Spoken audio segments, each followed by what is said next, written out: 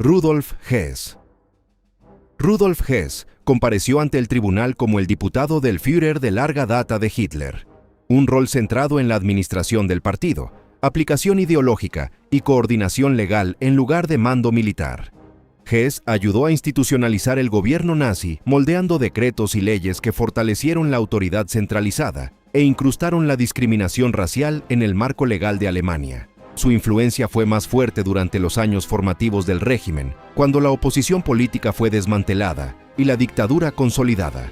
En 1941, Hess abruptamente se removió del liderazgo activo, volando solo a Escocia, en un intento no autorizado de negociar paz con Gran Bretaña. La misión falló y Hess pasó el resto de la guerra bajo custodia británica. Su defensa en Nuremberg se apoyó fuertemente en esta ausencia, sugiriendo responsabilidad limitada por atrocidades posteriores. Los procedimientos se complicaron por las afirmaciones de Hess de pérdida de memoria, provocando evaluaciones psiquiátricas y debate prolongado sobre su competencia mental.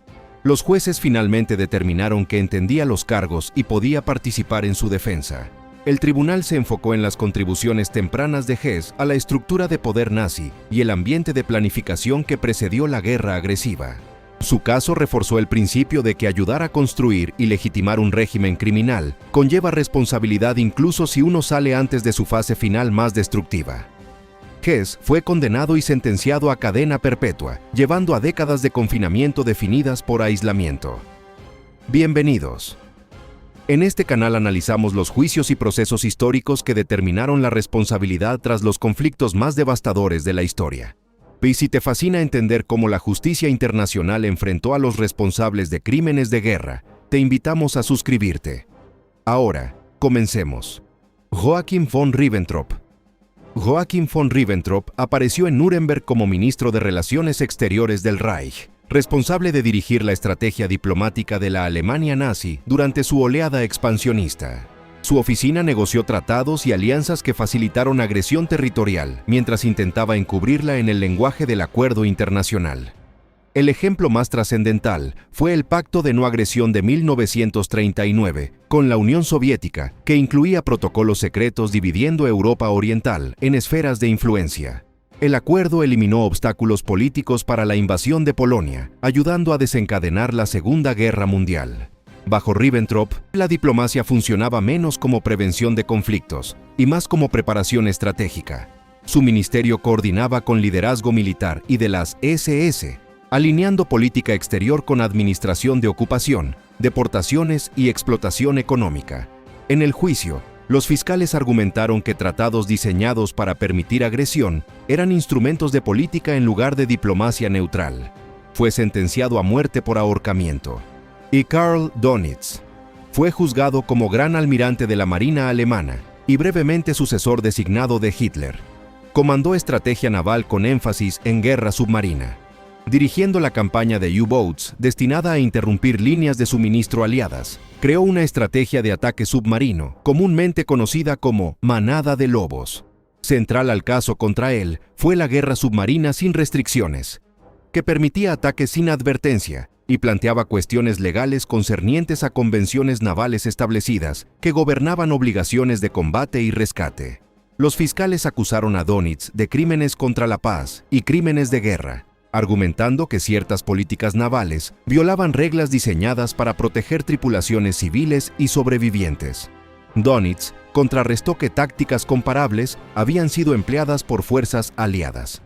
El tribunal consideró estos argumentos al determinar responsabilidad y sentencia, reconociendo complejidades rodeando conducta naval en tiempo de guerra, sin aceptar equivalencia completa. Dönitz fue condenado pero recibió sentencia de 10 años de prisión en lugar de muerte. Su caso destacó el esfuerzo del tribunal por separar responsabilidad por participar en guerra agresiva de debates sobre interpretaciones controvertidas de tácticas militares operacionales. Hermann Göring llegó a Nuremberg como el miembro sobreviviente de más alto rango y más prominente del círculo interno de Hitler. Sus posiciones lo colocaban en la intersección de mando militar, represión estatal y movilización económica. Como comandante en jefe de la Luftwaffe, dirigió la estrategia de guerra aérea de Alemania. Como fundador de la Gestapo, ayudó a construir la arquitectura temprana de vigilancia política.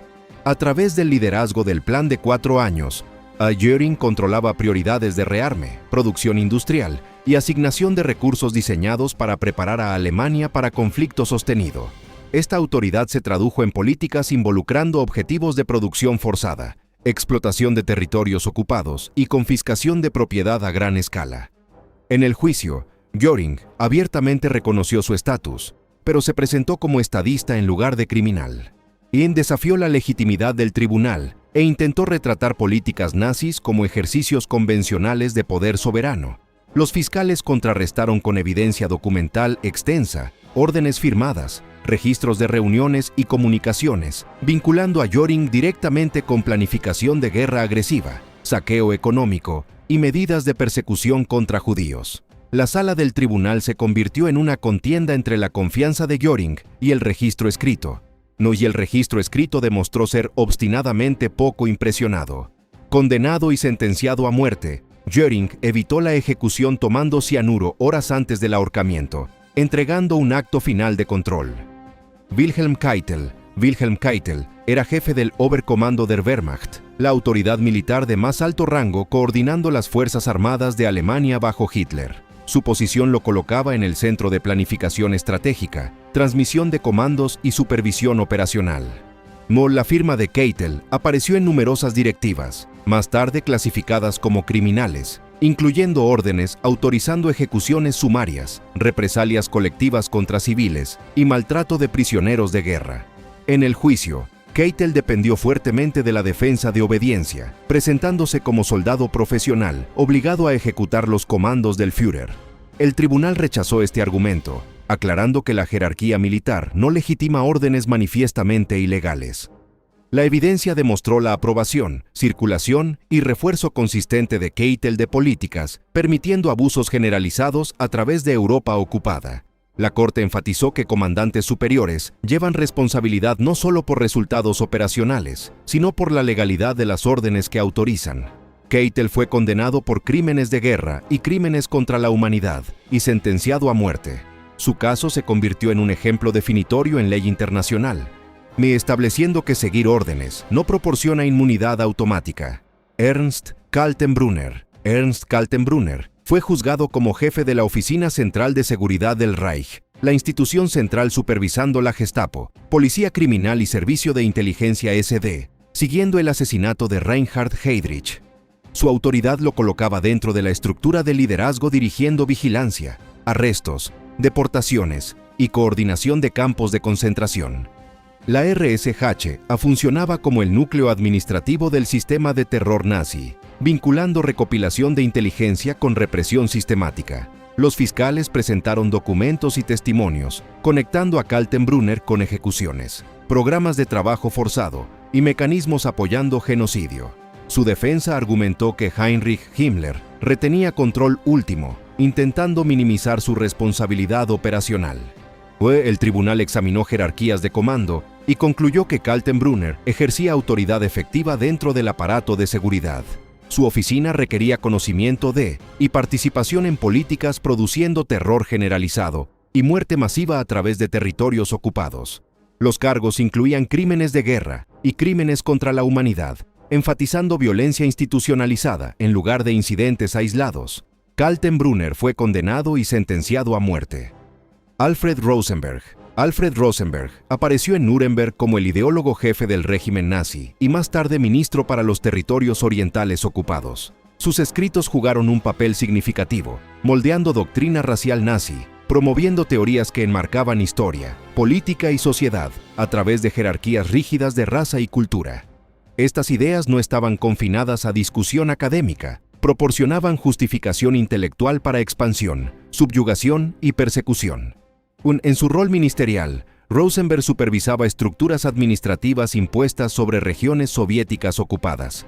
Su ministerio estaba involucrado en políticas gobernando explotación económica, trabajo forzado, desplazamiento de población y coordinación con otras agencias operando dentro del sistema de ocupación. Los fiscales argumentaron que la influencia ideológica de Rosenberg y la autoridad gubernamental combinaban para apoyar políticas que permitían represión y violencia generalizadas.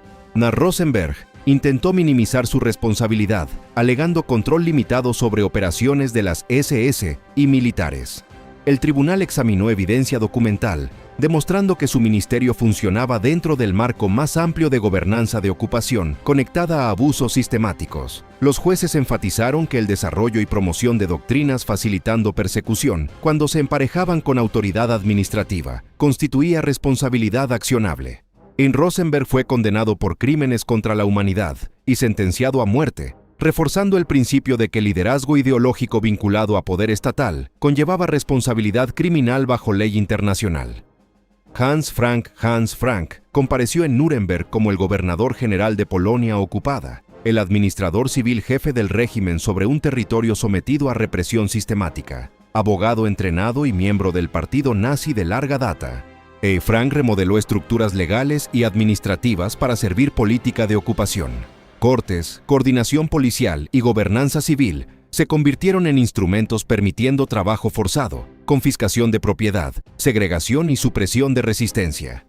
Bajo su autoridad, los guetos judíos se expandieron. La explotación económica se intensificó, y políticas contribuyendo a inanición y ejecuciones masivas se afianzaron. Los diarios meticulosos de Frank se convirtieron en pieza central de evidencia. Destinados como registros personales, documentaban reuniones, directivas y reflexiones que los fiscales más tarde usaron para establecer conocimiento e involucramiento. En el juicio, Frank adoptó una estrategia inusual, comparada con muchos coacusados, reconociendo una medida de responsabilidad moral y expresando remordimiento. El tribunal, sin embargo, enfatizó que gobernanza administrativa facilitando deportaciones, explotación y brutalidad generalizada constituía conducta criminal. Frank fue condenado por crímenes de guerra y crímenes contra la humanidad y sentenciado a muerte. Julius Streicher apareció en Nuremberg como el editor de Der Stürmer, uno de los medios de propaganda más extremos de la Alemania nazi. A diferencia de muchos acusados, Streicher no tenía mando directo sobre fuerzas militares o ministerios estatales. Su influencia operaba mediante mensajería antisemita implacable que deshumanizaba a judíos y promovía narrativas de conspiración, corrupción y amenaza racial. El contenido de la publicación normalizaba el odio y repetidamente llamaba a exclusión, persecución y eliminación. Los fiscales argumentaron que propaganda de esta naturaleza funcionaba como componente operacional de los crímenes del régimen, en lugar de expresión protegida. La defensa de Streicher alegaba que era meramente un periodista expresando opiniones. El tribunal examinó artículos, discursos y material visual, demostrando incitación sostenida alineada con política estatal. Los jueces concluyeron que promoción sistemática de odio y violencia contribuía al ambiente permitiendo crímenes contra la humanidad. La condena de Streicher estableció un precedente legal importante. Los individuos que incitan persecución y exterminio mediante propaganda organizada pueden llevar responsabilidad criminal incluso sin autoridad ejecutiva formal. Fue condenado por crímenes contra la humanidad y sentenciado a muerte. Walter Funk compareció en Nuremberg como oficial económico superior que mantenía dos posiciones críticas: ministro de Economía del Reich y presidente del Reichsbank. Estas oficinas lo colocaban en el núcleo del sistema financiero de la Alemania nazi, donde política monetaria, estructuras de crédito y gestión de reservas de oro apoyaban rearme y sostenían la economía de guerra. Las instituciones de Funk no eran burocracias periféricas, eran mecanismos centrales financiando expansión militar y estabilizando las operaciones económicas del régimen. Los fiscales presentaron evidencia de que el Reichsbank recibía objetos de valor, moneda y metales preciosos confiscados de víctimas de persecución nazi. Estos activos eran extraídos de políticas de expropiación sistemática y más tarde incluían propiedad despojada de prisioneros de campos de concentración. La fiscalía argumentó que esto reflejaba integración organizada de saqueo en finanzas estatales en lugar de irregularidades aisladas. Funk se retrataba como tecnócrata con conocimiento limitado de los orígenes criminales de estos depósitos. El tribunal examinó registros demostrando aceptación institucional y procesamiento de propiedad saqueada. Los jueces enfatizaron que el liderazgo dentro de un banco nacional conllevaba responsabilidad por supervisión, particularmente cuando flujos de activos coincidían con confiscación masiva y deportación. El caso destacó cómo sistemas financieros tanto apoyaban producción de guerra como absorbían riqueza obtenida mediante persecución. Empfang fue condenado por crímenes de guerra y crímenes contra la humanidad y sentenciado a cadena perpetua, más tarde liberado temprano por preocupaciones de salud. Baldur von Schirach. Baldur von Schirach apareció en Nuremberg como acusado cuya autoridad abarcaba adoctrinamiento ideológico y gobernanza regional. Como líder de las juventudes hitlerianas, supervisó el condicionamiento político y social de millones de niños y adolescentes alemanes. La organización estructuraba actividades diarias, una educación y ceremonias para inculcar lealtad a Hitler, normalizar disciplina militarizada e incrustar doctrina racial nazi. Este sistema se extendía más allá de compromiso juvenil. Funcionaba como socialización dirigida por el Estado, diseñada para moldear actitudes hacia obediencia, sacrificio e identidad nacional desde edad temprana. Schirach más tarde se convirtió en Gauleiter de Viena, cambiando de liderazgo ideológico a control administrativo directo. En esa capacidad, su gobierno participó en políticas atacando residentes judíos, incluyendo deportaciones que desplazaron forzosamente a decenas de miles. Estas medidas integraban autoridad municipal con el marco de persecución más amplio del régimen. En el juicio, los fiscales argumentaron que las posiciones de Schirach conectaban mecanismos de adoctrinamiento con actos tangibles de represión. Schirach reconoció responsabilidad por deportaciones, pero negó conocimiento de políticas de exterminio. El tribunal enfatizó que facilitar desplazamiento forzado y persecución constituía crímenes contra la humanidad independiente de conciencia alegada de resultados finales. Schirach fue condenado y sentenciado a 20 años de prisión, reforzando el principio de que roles de liderazgo en condicionamiento ideológico y administración civil conllevaban responsabilidad legal cuando vinculados a persecución sistemática.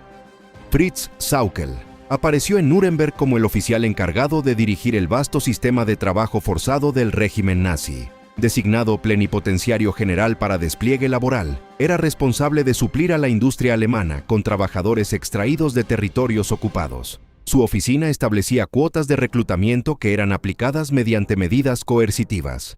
En la práctica, esto involucraba redadas, arrestos, deportaciones y transporte bajo guardia, reemplazando empleo voluntario con compulsión sistemática. Civiles deportados eran asignados a fábricas, agricultura y proyectos de construcción esenciales para la economía de guerra de Alemania. Las condiciones frecuentemente incluían nutrición inadecuada, vivienda pobre, horas de trabajo excesivas, abuso físico y mortalidad significativa. Los fiscales caracterizaron el programa de Sauckel como esclavitud, una violación de ley internacional que prohibía trabajo civil forzado para una potencia hostil.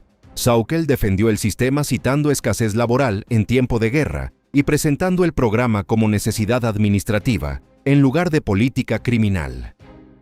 El tribunal examinó evidencia documental, incluyendo directivas y reportes demostrando que coerción, explotación y brutalidad eran características estructurales en lugar de abusos aislados. La Corte concluyó que la deportación a gran escala y trabajo forzado de civiles constituía tanto crímenes de guerra como crímenes contra la humanidad. Sauckel fue condenado y sentenciado a muerte, estableciendo que movilización económica lograda mediante coerción organizada conllevaba responsabilidad criminal directa bajo ley internacional. En el video de hoy, hablamos de los líderes nazis de Nuremberg que asistieron a los juicios por sus acciones. Pero, ¿te has preguntado qué pasó con los más despiadados que no estaban en esta lista? Bueno, puedes verlo en nuestro otro video sobre los generales más despiadados de la Segunda Guerra Mundial. Gracias por vernos y no olvides suscribirte.